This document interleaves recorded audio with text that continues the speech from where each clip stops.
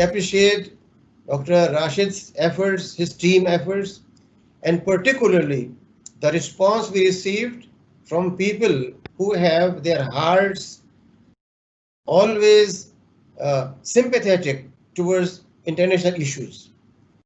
To begin with, Kashmir issue is not a matter of dispute between Pakistan and India. It's an international issue. It's an issue of human right. I call it a matter of systematic demographic genocide by a country, and that's a crime against humanity. Therefore, those friends and colleagues who have joined, I greatly appreciate their responsiveness, and I believe that with their cooperation, we can inshallah move forward towards Kashmir policy. The fact of the matter is that Pakistan has not been able to play its active role till now, but we as academicians believe that university should be a hub of such issues. We should discuss and deliberate these issues, not only for awareness, but to come forward with our academic assistance in clarifying the issue and ultimate its resolution. The only resolution I see is plebiscite. There is no question less than plebiscite for Kashmir issue. August 5, you know very well, 2019, the government of India revoked the special status or a limited autonomy granted under Article 370 of the Indian Constitution to Jammu and Kashmir, a region administered by India as a state which consists of the large part of the Kashmir, which has been subject to the dispute among India and Pakistan. An Indian resolution of Kashmir issue considered as the unfinished agenda of partition, as claimed by Pakistan, appears to be a weak possibility. I think we have to look into this a very critical issue in the various perspectives. We have to see what Indian strategy of annexation that is not which they have done on 5th of August 2019. In 1948, two states, Junagadh and Hyderabad, were annexed with India, despite of the fact that both of states were willing to join Pakistan. And similarly, what happened in the 1971. So this is the fourth atrocity which has been done by India. But we have to look into what Pakistan is doing on the Kashmir issue. If there are 2-3 options. One option was military option, but that option was not materialized because the Gibraltar operation of 1965 and then the Kargil operation, so which means the option for military has been ruled out. What about the diplomatic efforts which we have done after August 5th August 2019? I think the Pakistan has to do more efforts in penetrating the international community and to highlight this issue at the various forum. At least, although I understand the OIC is a teethless organizations, but at the level of the OIC, this has to be the issue has to be raised and a joint declaration to be issued. I take this opportunity to just a little contribution from Riphah International University. We have edited a book on Kashmir which shows the demographic shifts and the philosophy of Hinduism. And I would like to show the topics which has been covered in this book. So today is this day has created an opportunity for us in order to inaugurate this book from this August forum. These are the various topics which has been covered in the books. The regimes in Kashmir, Kashmir's Balfour Bargain and the Quit Kashmir movement, Jammu massacre and systematic extermination, Kashmir demographic and its significance, Pandit and Sainik colonies, methods of altering the demography of Indian occupied Kashmir, human rights violations and legal tools, significance of Article 370, India-China wars and its implication, Indo-Pak war and Shimla agreement, rigged elections of 1987 by Indian administrations, violation of right of self-determination, abolishment of right of life, lawless law and its implementation, suppression of opinion and expression, snubbing right of practicing religion, punishment and cruel treatment towards Kashmiris, RSS, BJP agenda of altering Indian occupied Kashmir demography, settlement of West Pakistan refugee in Kashmir, allotment of Kashmir land to industrialist, refugee settlement in Kashmir, creation of Sainik soldiers colonies, special quota for Jammu and Kashmir doctors is snatched, Kashmir New Domicile Act April 2020, adoption of Israeli model in Kashmir, Kashmir versus Palestine conflicts, Hindutva desire of demographic change in Indian occupied Kashmir, and Kashmir disputes and risk of nuclear conflagrations in South Asia. Dr. Wali, please. Thank you, Dr. Saab. You have given this background of the today's topic and the book which you are going to publish immediately after this conference. I will request Dr. Ghulam Nabi Faiz, Secretary General, World Awareness Forum, Washington, D.C. Dr. Faiz Saab, stage is yours, sir. Bismillahir Rahmanir Rahim. First of all, I would like to thank Dr. Anis Ahmad and Dr. Rashid Aftab for organizing this very important webinar on Kashmir. I was given the topic, the role of global Kashmiri diaspora in highlighting the Kashmir cause. Ladies and gentlemen, let me tell you that today it is not only the culture and language, but it is the national character of Kashmir that is at the brink of extinction because of the domicile law, which has been designed to change the demography of Kashmir, which has been designed to make the people of Kashmir minority in their own homes. And this is posing an existential threat to the nation of Kashmir. So the Kashmiri diaspora has only two choices. We have only two options. The option number one is either to hang on to our own organizations, or the option number two, that we must work with like-minded persons and like-minded organizations to face this challenge and pursue the Kashmir cause at the international scene. India is trying its best to delegitimize the struggle of Kashmir. In fact, Dr. Imtiaz Khan knows it well that India is creating an impression in Kashmir, particularly within the past 2 months, because of domicile law. Azadi is a dream. You cannot get the Azadi anymore. September is important because in September there is going to be the United Nations General Assembly. Dear brothers and sisters, how would you feel if during the General Assembly session no one is going to talk about the issue of Kashmir except Imran Khan Sahib? It will be a disaster for the cause of Kashmir. Then in September also we have the United Nations Human Rights Council in Geneva. How do you feel if except Pakistani ambassador, no one is going to make the intervention there? Because of the ill health of Gilani Saab, because of the detention of Muhammad Yasin Malik Saab, because of the house confinement of Mirwaz Umar Farooq Saab, our leadership, we can understand it, they are inactive, they are not working the way we want them to work because of their limitation. But we have the alternate leadership which has the support of this leadership. We know them or we need to know them. Then we must lend all the strength we have in order to make them succeed. We have here two special guests from who have huge sacrifices, and they are true stakeholders of the Kashmir. One is Ahmad Qasim, the son of Dr. Qasim, who is jailed since 22 years.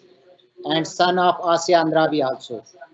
And also a Musair Manzoor, whose mother is currently in the Tihar jail. Both sons are here in this roundtable conference. They are our special guests here. I thank Riphah International University, Dr. Anis Saab, Dr. Rasool Saab, and I'm honored to be among all these distinguished guests and speakers. During 73 years of occupation and 3 generations of continuous struggle for freedom, people of Indian-occupied Kashmir have proven that they will never compromise on anything short of achieving their goal, freedom from Indian occupation. Although today's main focus will be on the 1 year of re-annexation of Kashmir after August 5th, India claims Kashmir to be its Atutang, and Pakistan calls it Sharag. India has proved it in last several years that it is their Atutang. Pakistan still have to prove its claim. Pakistan has always supported right to self-determination for people of Kashmir as per United Nations resolutions. Evet, çok teşekkür ediyorum. Umarım bu forum Keşmir sorununun çözümü konusunda bir katkı sağlamış olsun. First of all, I'd like to thank all of you, and I hope that this forum, this conference is going to make a good contribution towards the solution of this problem. 73 yıl sonra Keşmir sorununu konuşurken hala 1948'de Birleşmiş Milletler'in Keşmir halkının kendi kaderini tayin hakkı olduğunu karar altına almış olmasına rağmen bu konuda hiçbir mesafe alınmamış olması ya da hala bizlerin diplomasinin ve STK'ların bu konuda ortak bir hareket tarzı belirlemesi gerektiğini konuşuyor olmamız, Keşmir meselesinin Pakistan Anayasası'nda bir güvence, garanti altına alınmamış olmuş olması ya da Birleşmiş Milletler nezdinde gerekli aktif girişimleri yeterince yapılamamış olması gerçekten çok üzücü. Yeah, it has been 72 years, and yet, we are discussing about that topic. United Nations made some resolutions, but still, we are talking that the issue even has not been secured in Pakistani constitution, and we have failed, to reach a common consensus among all these non-governmental, organizations defending Kashmiri cause. So it means at this point, we also need to question ourselves. We also need to question our own position because we couldn't make a good progress.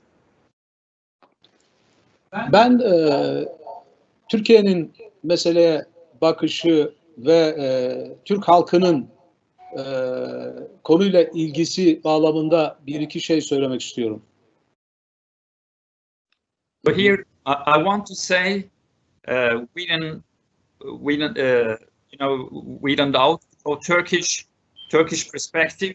What is the perspective of Turkish government and what Turkish people feel of this problem? So I want to represent, Turkish people. Türkiye ile Pakistan arasında diplomatik anlamda çok güçlü ilişkiler var. İki kardeş ülke olarak birbirimizi tanımlarız.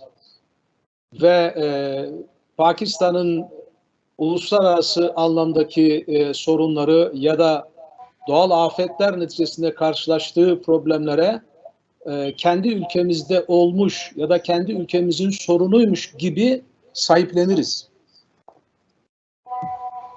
I mean, we regard Pakistan as a brother, as a sister country, and we think the problems of Pakistan are the problems of Turkey. So here, between the governments and between people, there is really a very intimate relationship between Pakistan and Turkey? Ya bu konuda da Keşmir meselesinde de aynı duyarlılığı Türkiye göstermiş.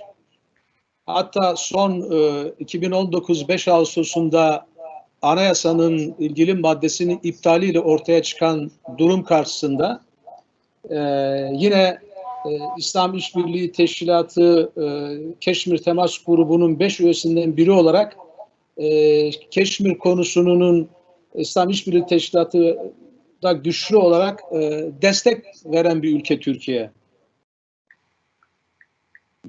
So when the special status of Kashmir was terminated, so Turkey has been really sensitive on the issue, and Turkey tried to raise the issue within the, Islamic international Islamic cooperation. IOC, we say. So Turkey is really very sensitive on the issue in governmental level. I am from Kashmir, and actually I visit Kashmir every year. This is the first time I'm not visiting Kashmir this year because of this COVID-19 pandemic. And I have seen the changes that occur in Kashmir before I came to America, and after that, when I continued to live in United States and visited my hometown every year. And Kashmir is a story of deceit and betrayal. People of Kashmir were betrayed when India and Pakistan was divided. According to the foundation laid for the basis of division of Kashmir, Kashmir with a Muslim majority should have been a part of Pakistan. But Lord Radcliffe changed the maps, and it was basically his friendship of Lord Mountbatten with Pandit Jawaharlal Nehru that the maps were concealed from the founder of Pakistan, Muhammad Ali Jinnah, and Gurdaspur, an important district which should have gone to Pakistan, was given to India so that India gains access to Kashmir.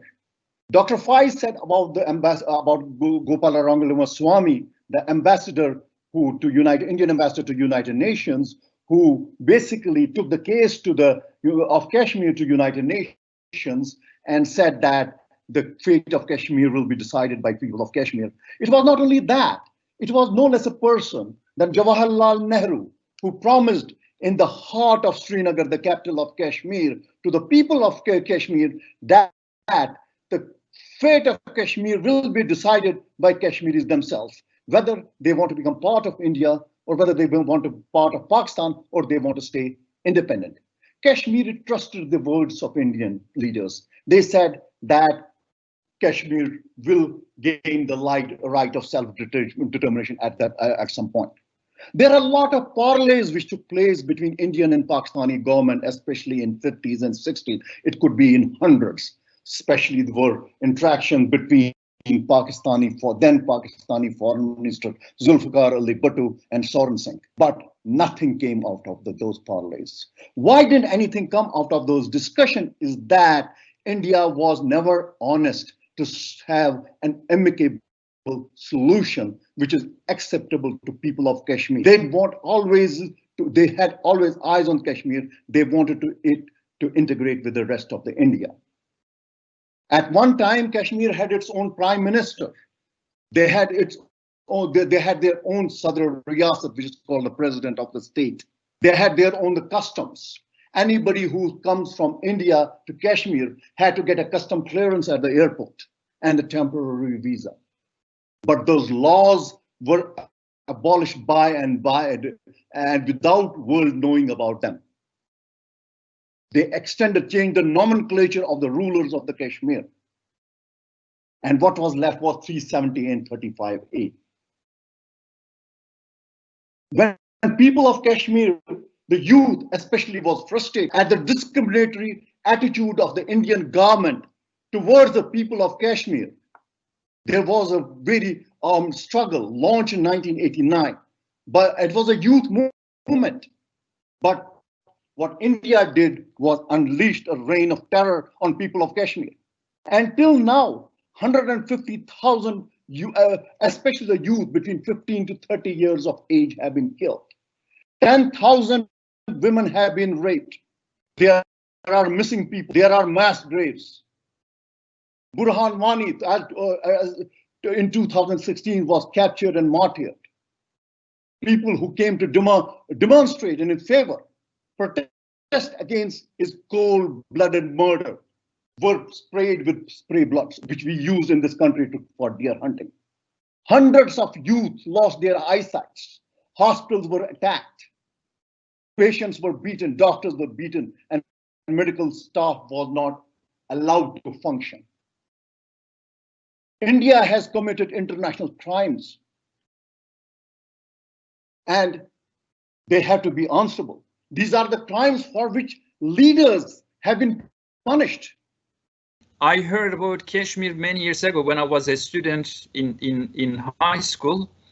But just let me give you some examples. When British Empire, invaded Egypt, so the first thing they did, they captured storytellers and they put storytellers in jail. Why? What was the importance of storytellers? Because stories remind the people of their great history. So sometimes one story can trigger a liberation movement in a country.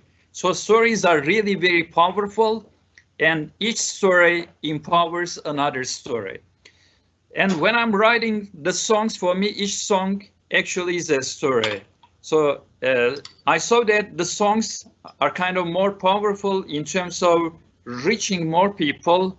So that's why, when I heard about stories coming from Kashmir, my heart was really aching. I heard so many different stories, half orphans, half widows, So I heard the people losing their eyesight, the young people losing their eyes, and unfortunately the women being raped. So that's why I chose the way of raising the voice of Kashmiri people through a story. And Mr. Aziz Babushu, MP from Istanbul, when I consulted him, he said, yeah, this is a very good idea and we should do something. Then, we created that. And I didn't know that it was one of the first international works, in this field. So we also worked with Della Miles. Della Miles, in the past, she was a vocalist for Michael Jackson and Whitney Houston. So she didn't give only her voice, she also gave her heart.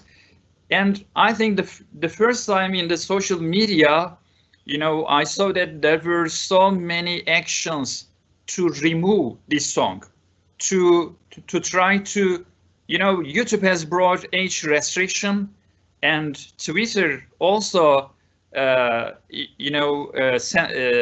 labeled the song as kind of sensitive content. So I can say, can a song change something? Sometimes when I talk with Mr. Babushu, because every time I talk about the oppressed people, and he says, "Oh, to guy, what are we going to do again? A new song about oppressed people." But I believe, a song can change so many things. Kashmir Sonu Dünya Kamuoyunu Duyurma Programı hazırlayan ve programa katılan hocalarıma teşekkür ediyorum ve saygılarımı arz ediyorum.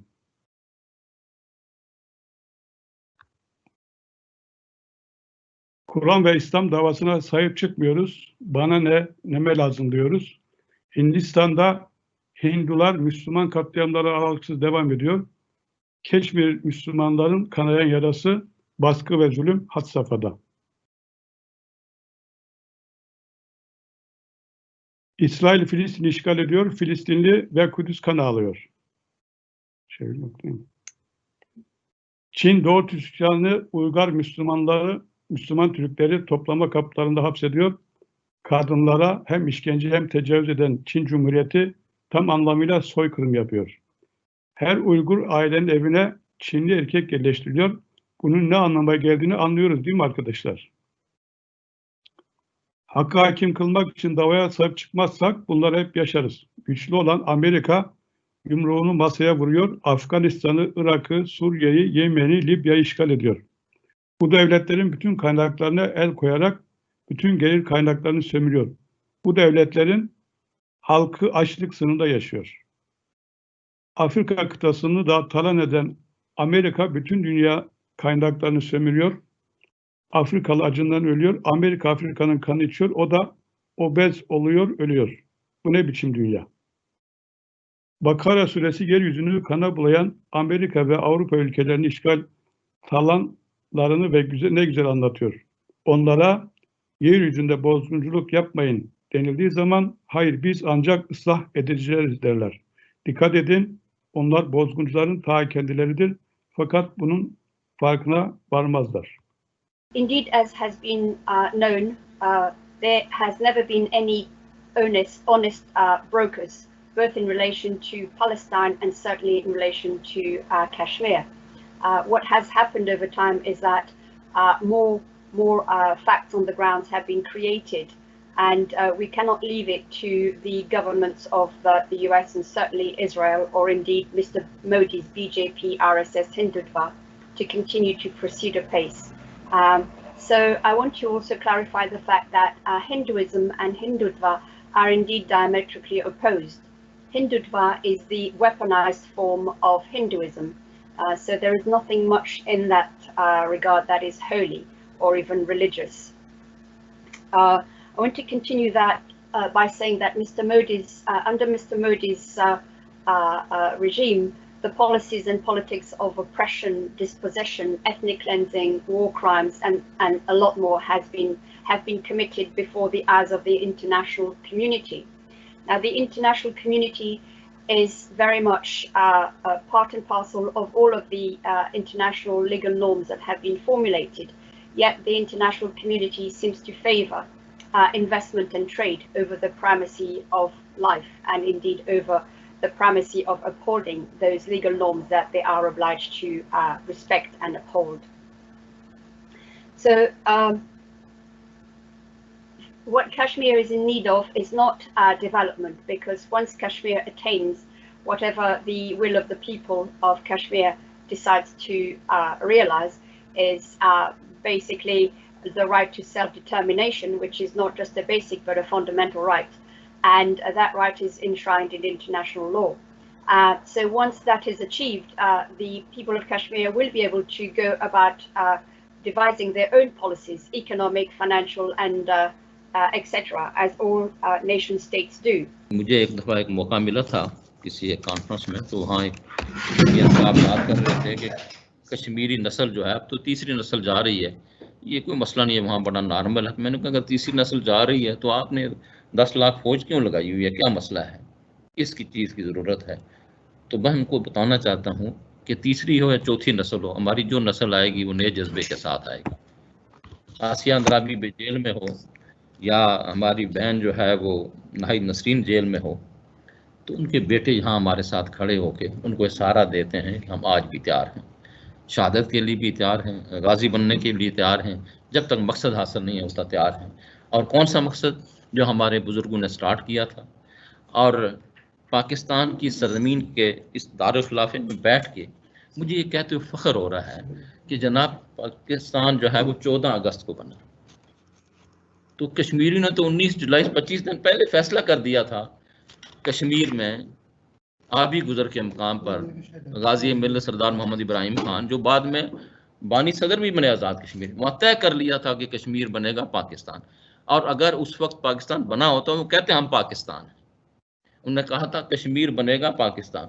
Pakistan बना 14 अगस्त, और वहाँ जिन लोगों ने ऐलान किया उन्होंने कोई देर नहीं की, उन्होंने अपनी जहादी की कोशिश जारी रखी, आर्म स्ट्रगल शुरू कर दी, और फिर 24 अक्टूबर को आज़ाद कश्मीर को आज़ाद करा लिया, एक हिस्से को आज़ाद करा लिया, और आगे बढ़ रहे थे। और वो दूर नहीं था वो श्रीनगर पहुँच जाते। जब वहाँ उन्होंने स्टार्ट किया तो पलंदरी वो जगह है जहाँ से मैं आज आया हूँ, कि जहाँ उन्होंने पहला दारुल-खिलाफा भी कायम कर दिया, हुकूमत भी शुरू कर दी, गाजी मिल्लत सरदार मोहम्मद इब्राहिम बानी सदर भी बन गए, शहाबुद्दीन शाह जो है आपके सेक्रेटरी जनाब चीफ सेक्रेटरी भी बन गए, और हुकूमत शुरू हो गई। और 24 अक्टूबर को जब ये हुकूमत शुरू हो गई तो फिर भारत ने समझा कि हमसे कुछ जा रहा है, तो उन्होंने 27 अक्टूबर को एक्सेशन की जाके वो तकरारदाद एक जो है वो दस्तावेज लाए जो आज तक मशकूक है, जिसको वो साबित ही नहीं कर सके हैं पूरी दुनिया में। और जब समझा कि जनाब अब तो हमारे लिए कोई रास्ता नहीं है, तो वो दौड़ के जाके यूएनओ में वो पहुंचे थे, हम नहीं गए थे। यूएनओ में पहुंचे और कहा इस स्ट्रगल को रोकिए, हम इनका ये राइट मानते हैं। तो तब ये प्लेबिसाइट का राइट जो हमें मिला। आज की इस कॉन्फ्रेंस में जो कुछ कहा गया उसकी रोशनी में, और जो कुछ बाकी लोग हमारे साथ कर रहे हैं, और फिर 5 अगस्त को आज से 366 दिन पहले, आज 366वां दिन है हमारा, कश्मीर के वो भाई हमारे जिस अजाब से गुजर रहे हैं वो सबके सामने है। वक्त कम है, मैं इसलिए उस पर लंबी बात नहीं करता, लेकिन ये ख़त्म नहीं हो सकता। जो खून बह रहा है, मैं समझता हूँ हमारी नई नस्ल को वो खून लग रहा है और वो उसके लिए तैयार है। और मोदी साहब को मैं से इतना कहना चाहता हूँ कि एज ए लॉ स्टूडेंट हमने ये सुना था कि जनाब law is the twist of words which can be twisted either side. ये भी सुना था कि law is the nose of the wax which can be twisted either side. Modi साहब आपने तो नया काम कर दिया कि लॉ लेस लॉ भी होते हैं, कि लॉ भी लॉ लेस होता है। और ये जो कुछ वो बना रहे हैं 370, 35 जो कुछ करें, जो मर्जी करें, it's a law which is law less, जिसके अंदर लॉ है ही नहीं। तो ये तो तीसरी टर्म आ गई, इसने हमें और जनाब जज्बा दे दिया कि एक ऐसा कानून जिसमें कानून ही नहीं है वो हमारे लिए कैसे पाबंदी हो सकता है, वो हमारे उन बहन भाइयों के लिए कैसे पाबंदी, जिन्होंने सबसे पहले फैसला कर दिया था। और आज इस मौके पर मैं, जो कश्मीरियों के वकील हैं पाकिस्तान, उन्होंने जो एक काम किया कि अपने नक्शे में कश्मीर को अपना हिस्सा दिखा दिया। उन्होंने हमारी आवाज़ पे लब्बैक कहा, इसलिए लब्बैक कहा कि अब जनाब पाकिस्तान बनने से पहले 19 जुलाई को कश्मीरियों ने कह दिया था कश्मीर बनेगा पाकिस्तान। आप 14 अगस्त को आए, हम पहले पाकिस्तानी हैं और बाद में कश्मीरी हैं। According to me, August 5th needs to be in a way celebrated rather than a black day, because this is the date of deliverance from India. Kashmiris should remember it as a date of deliverance from India, because all their narratives have been decimated on this day. The narrative of democracy, the narrative of secularism, the narrative of their economy, and the narrative of their justice.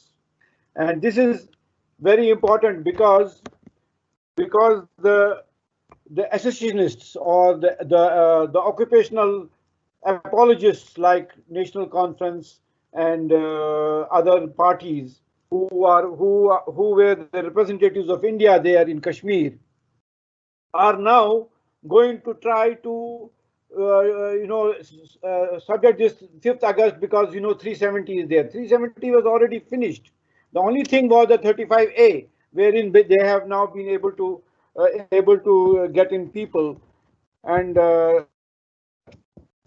so I want to basically focus on my challenges and options, because I have written a very detailed paper on the subject, which is your Kashmir reannexation and status quo. But for example, August 5th, on the date of August 5th, the democracy for Kashmiris is finished because they never gave us want to 370 or not, or 335A should be removed or not. So this was their one part. And another thing that the people otherwise in the rest of the world do not understand, that after now, whatever the elections have happened in Indian-administered Kashmir have happened under the gun, because under the shadow of the gun, every election of the up to now has happened like that. And they have, once the election finishes, they tell after a certain period of time that some party tells that this has happened already. So same is regarding secularism. If you ask any Indian Muslim today what is Indian secularism, he will repent that he followed Maulana Kalam Azad at that time in 1947, so that he stayed back in India. So we don't need to speak much about secularism as such. But you can see the domicile law which they have introduced is basically to finish our Muslim majority. And there was recently a report in a newspaper regarding the role of police in India, in the Delhi riots. And Hindu youth gave his statement that how he was allowed by the Indian police to do whatever he likes. till the higher authorities tell him to stop. So till then he had burnt a number of houses, number of cars and other things. So this is the fate of communalism in India all the time. I have friends in business circles, for example, in Moradabad, where this cycle goes on. Once they become slightly better, there is a communal right. They come again down to zero. Then they have to again rebuild their life. And this is now happening in Kashmir. This is what they are doing now in Kashmir. For example, all our economy is like that. Now we have our businessmen. For example, if I was a very big businessman in 1990s, I went down, I have to rebuild the whole business, and again the circle will come. And again, this generation by generation, these businessmen will again become like that, because they did not want the J&K government, for that matter, the Kashmiri people, to become self-reliant. Actually, India is gaining time. It has put on one hand the pressure on and the threat of war against Pakistan, and on the other hand, the India is trying best to win the hearts of the Kashmiri, regional and the international community. Pakistan has shown and demonstrated the aggressive policy against India by changing the name of the old roads from Kashmir Highway to Srinagar Highway. The Kashmir Banaspati to Srinagar Banaspati may not be effective. So far, India is facing hard time to legislate the removal of Article 370. However, as long as the Article 370 is concerned, India has no legal and ethical right to remove the Article 370. We are from third generation, but still we are passing through the trauma of annexation of Kashmir, and my family is a survivor of Jammu genocide of 1947, which is the least reported genocide of the world. So first of all, what happened on last year on 5th August 2019? India lost its pro-Indian Kashmiris within the Indian occupied Kashmir, because annexation of Kashmir was an agreement between the pro-Indian Kashmiris and the Indian government. Pakistan, since day one, neither accepted annexation document. So Article 370 Article 370's inculcation in the Indian Constitution was never been accepted by Pakistan. So what's wrong when India revoked 370? The wrong thing is that as per Shimla Agreement, India or Pakistan cannot unilaterally change the status of Kashmir. And by revoking Article 370, India changed the status of Kashmir. So that is why there is an effective debate that if Shimla Agreement is still relevant, and if it is not relevant, then what next? What India and Pakistan should do.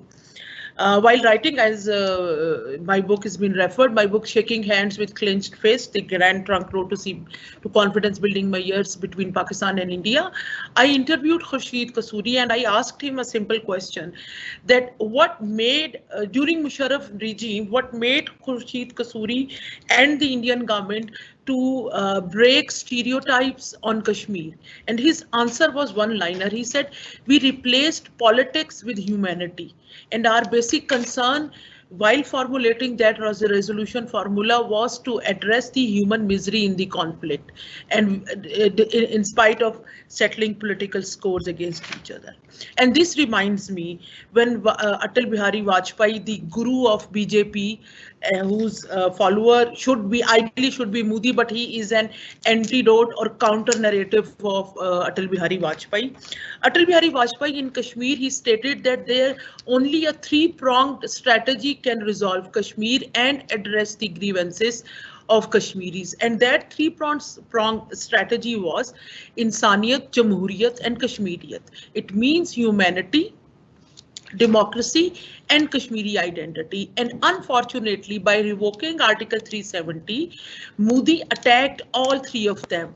Modi regime, neither they care about the democratic right of Kashmiri people, and without their consent, without asking them, without even asking the pro-Indian Kashmiris, Modi revoked it unilaterally. And that is why all Mehbooba Mufti, the pro-Indian Kashmiri, the pro-BJP Kashmiri, the ally, actually her father gave space to BJP to enter in the domestic politics of Kashmir. So she is still house arrest in Kashmir, even after 1 year. So the other thing is Kashmiria. Through revoking Article 370, they are planning demographical change to dilute the Kashmiri identity and Kashmiriyat of the Kashmir conflict. And the third thing is insaniyat, humanity. And we all know, even UNO has acknowledged, or all international organizations and governments, that Kashmir is suffering from gross human rights violation. No one is safe. And recently, in addition to that, such gross violation of human rights is latest law accepted or launched by Modi regime, that government of India can fire any government officer in Kashmir without an inquiry under the charges of anti-state activities. And what are those anti-state activities? Their assertion to secure their basic right to self-determination, which is not at all, which is basic human rights. Neither right of expression is any anti-state activity, or nor right to choose is any anti-state activity. And under this law was accepted on 30th July, and 500 Kashmiri people who were working with the government, they've been fired from their jobs. So I wonder, as a student of conflict resolution and South Asian politics, I wonder that what Modi regime wants to do. Their policies have put Kashmir on the forefront of not only politics of India-Pakistan, but at the forefront of all the peace or status quo maintenance efforts of international security. Kashmir is not the nuclear flashpoint for South Asia, but Kashmir will cause instability across the globe. And that instability's biggest stakes in that instability or change of status quo are of the USA, who is the sole beneficiary of that international status quo. And we should not forget the Second World War, when change in international status quo shrinked Great Britain into United Kingdom. So these are the repercussions which world leaders should need to understand, and they should address. So now, what is the way forward for Kashmir? Number one, the role of Kashmiri diaspora is extremely important. As someone said, that they need to unite, they need to come work under one umbrella. And this reminds me the Sikh diaspora, who are without any differences and without any so effectively standing by the Khalistan movement. So this resolution needs to be demonstrated by Kashmiri diaspora. They need to, they should take the lead in reaching out different international organizations, international law organizations, and to raise the actual concerns of Kashmiri people, and which are that since last 5th August, as Modi tried to fool the world that this revocation of Article 370 is for the economic development of Kashmir, and since last year 5th August, Kashmir has lost 40,000 crores in economic losses. 5 lakh Kashmiris, 500,000 Kashmiris have lost their jobs. So we, as we say, we need to lead the narrative. We need to highlight all those things. We need to tell the world. And for me, as a student of Kashmir, as a Kashmiri, it was really encouraging to see that all international media and major papers have added features or reports on Kashmir on the completion of 1 year of the revocation of Article 370. So what is the way forward? Number one, Kashmiri diaspora should lead the discourse. They should work on developing the discourse, and discourse development is not piece of cake. It needs capacity building. It needs your command on the subject and the issue and the history. Superficial, artificial command, or whatever we say, words, vocabulary we use, that become our identity.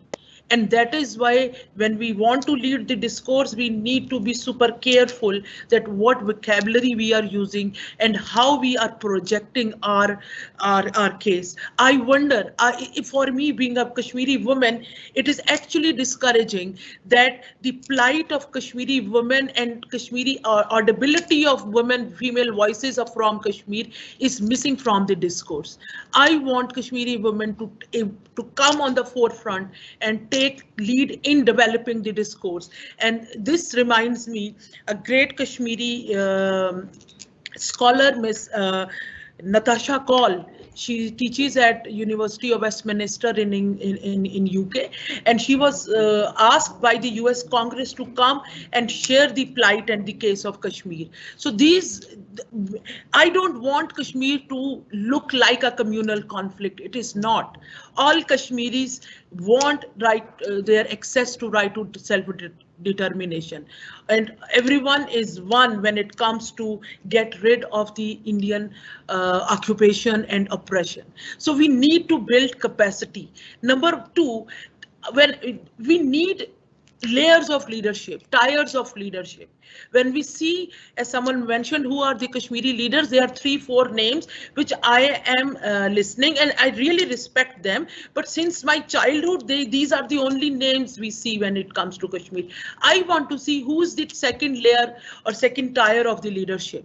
So there should be second and third and fourth tier and well coordinated and connected tiers of leadership so that we can pick the movement and we can work for it. And number 3, I want capacity building and more enhancement of the quality of the government of Azad Jammu and Kashmir. They need to be, because they are the actually legal representative of Kashmiris. So they need to build their capacity. They need to build their command over languages. They need to share with the world that how Kashmiris have been oppressed. So that should be a mixture of practitioners, politicians and academicians, so that our point is valid for every school of thought across the globe. Today we are commemorating the day of the Kashmiris who are under siege. So we are commemorating this Yawm-e-Istihsal. And I think that this is the right time when this seminar is being convened.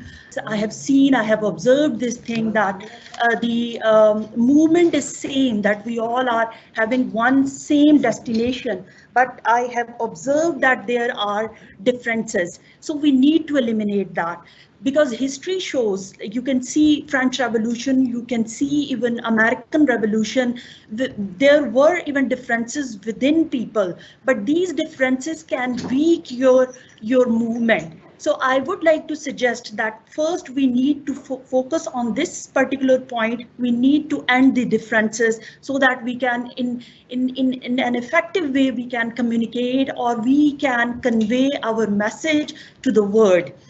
My second point is that we should not ignore these multilateral approach, because we have several organizations. We have already seen that in SARC, we were not able to present our case effectively. So that's why we are standing over here, and still we are not in this position to solve this issue on tables. But please don't take this impression that organizations cannot solve this issue. To me, the purpose of this movement is since independence, so we should use each and every platform. So I think that Shanghai Cooperation Organization, this is the right platform where Pakistan can present its case, and India is indeed over there, and India is having so many problems, and there are some loopholes from Indian side. So we should use Indian weakness as our strength.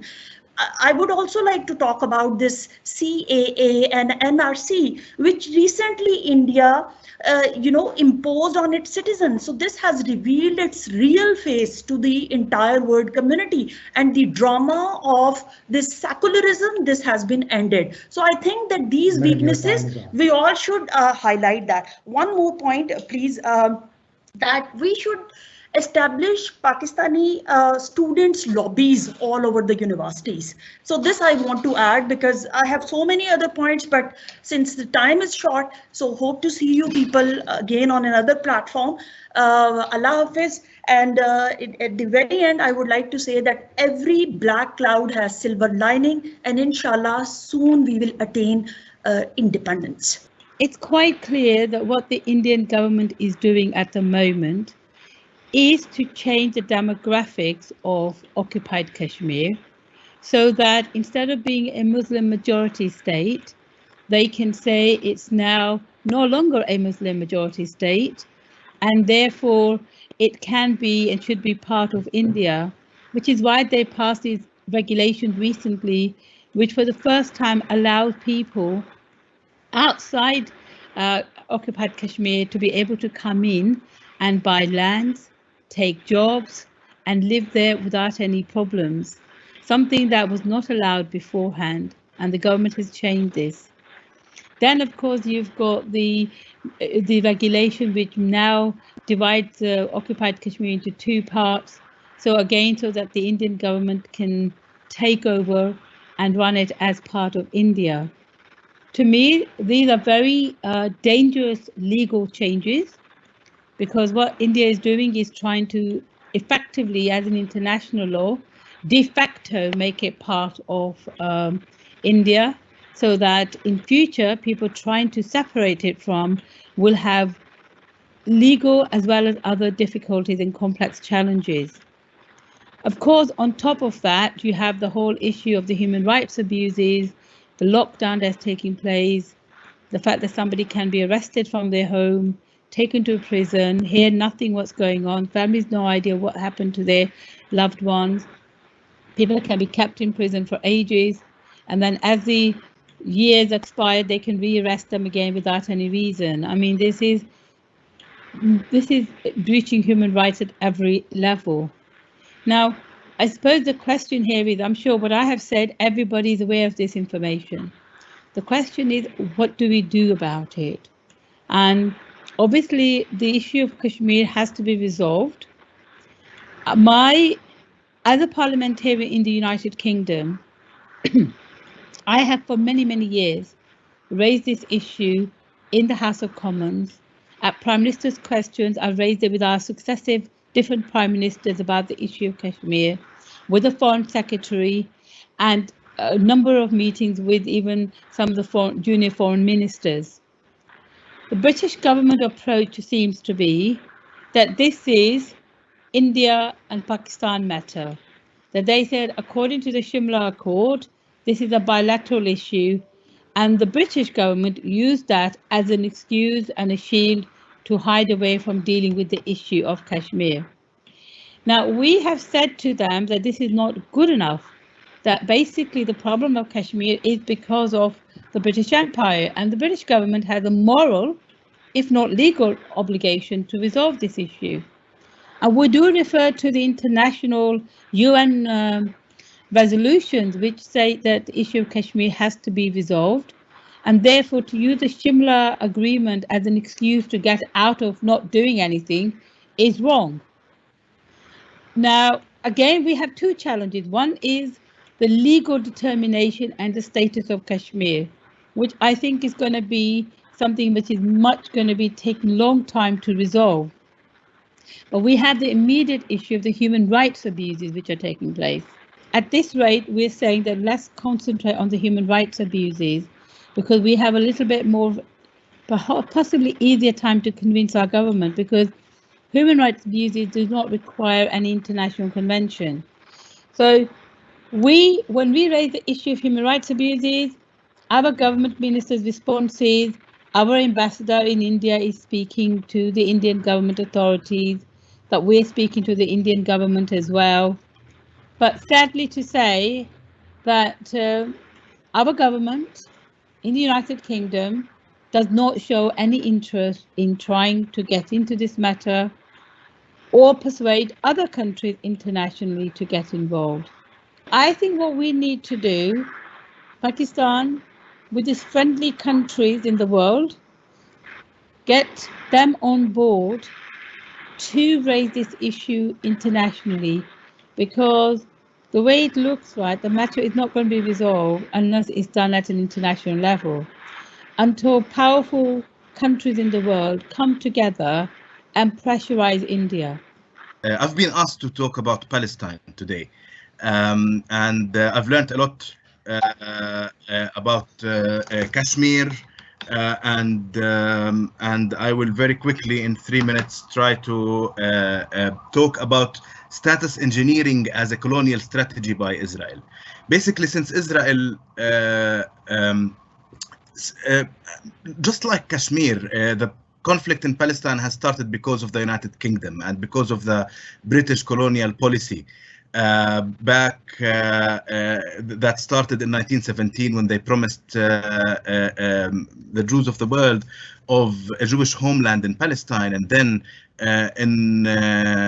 then they occupied Palestine, took the mandate over Palestine, and designed this situation where more and more Jewish immigration was coming to Palestine, changing the demographic situation as well. And but by the end of the 1947, 1948, by the end of the mandate, the British mandate, still the Jewish population of Palestine was only 70%. Sorry, 30%, and the Palestinian population was 70%. So the Jewish population was a minority in Palestine. So what happened is that the UK decided to end its mandate and to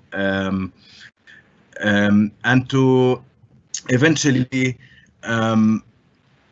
a war erupted in which Israel was established as the state, and during this war Israel displaced 80% of the Palestinian population in the areas where it was established.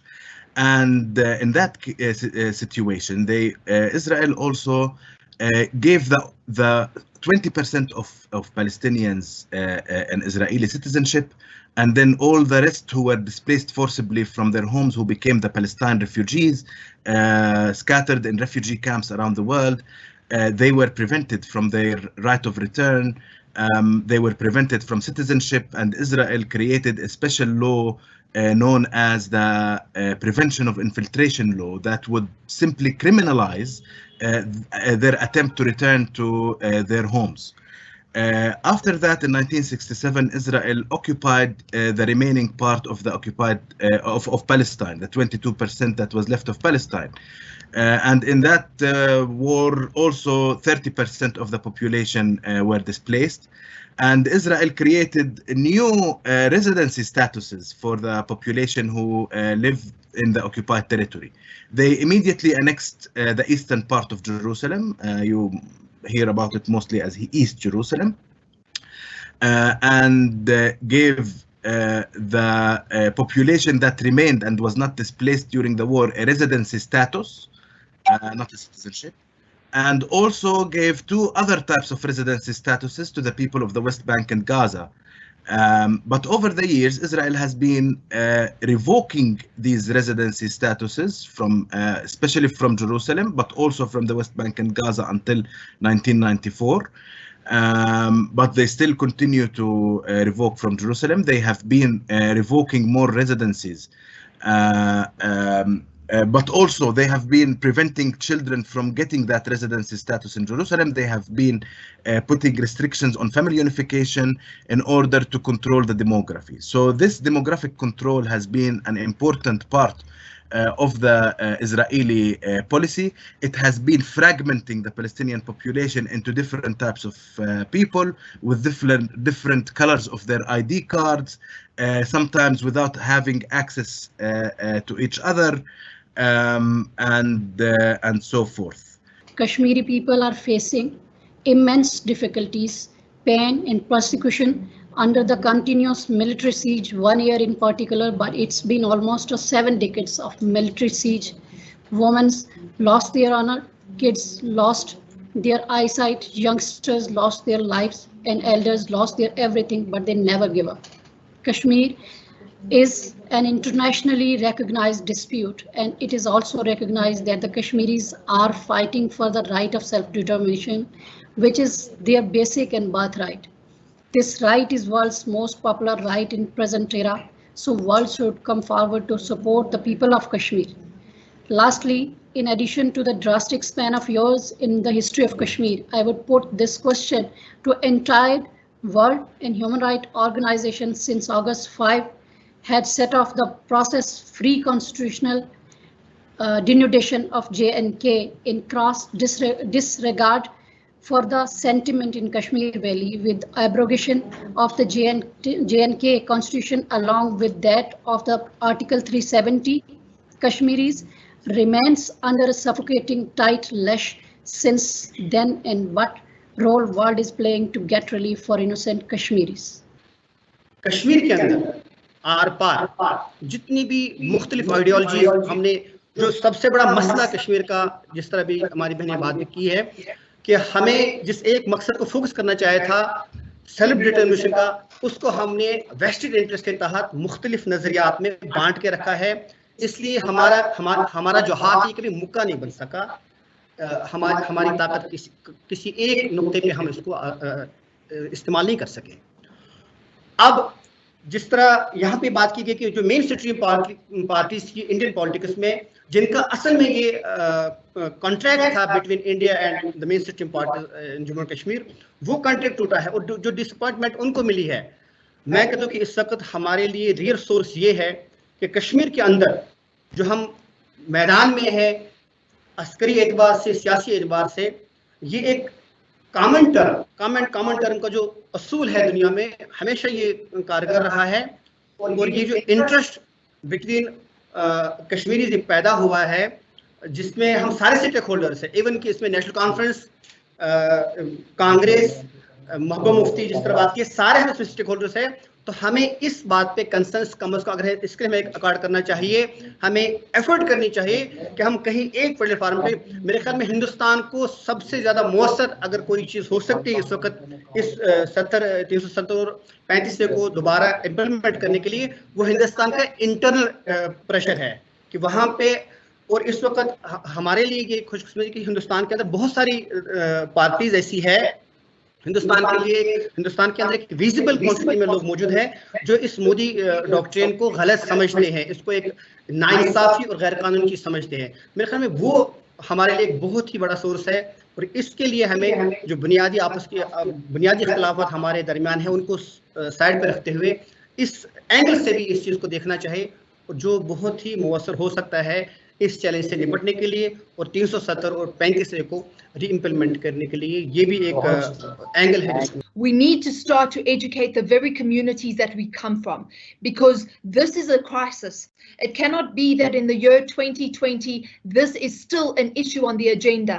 We need to mobilize from the grassroots level up, and it takes every single one of us to ensure that justice prevails. And that includes the fact that we require and need that community organizations throughout the world continue to put Kashmir on the agenda and start to push our own governments, our leaders, and to those around us who have places of influence and policy, that we use those to fight for justice, and that we ensure that years from now we're not having this very same discussion on the 5th of August every year, but we are looking back on how we have worked towards ensuring that the self-determination of the Kashmiri people is ultimately what we have achieved.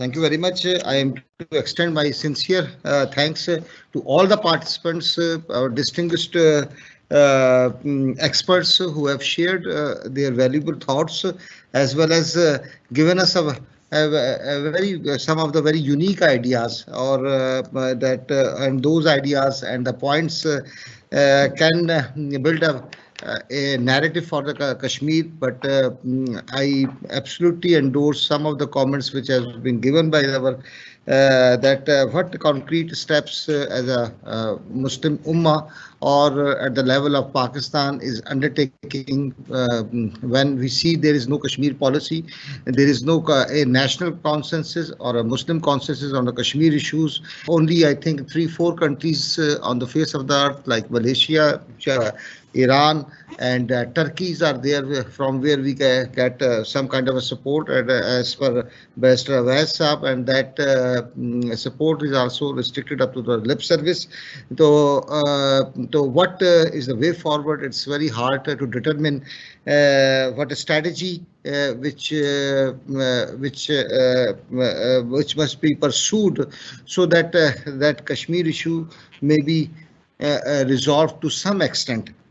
I think we need some kind of steps which are economic in nature, which are to some extent maybe military in nature, and diplomatic in nature, and that combined can give some success to some extent. And I again to extend my sincere thanks to the participants who are present over here as well as around the world for participating in this very unique conference, which is very much in context with the today's day, and hopefully that we are looking forward to develop some kind of a common narrative for the Kashmir, and which is right now, which is full of contradictions and the conflicts, etc. I again, I am also to extend my thanks to our IT team. In fact, they have really worked hard for developing a complete conference portal for conducting this conference. For the last couple of days, they are working on it, and they make it sure that there must not be a connectivity issue. They made it sure that all the things in accordance with the webinars must be compliance in accordance with our requirement. And thank you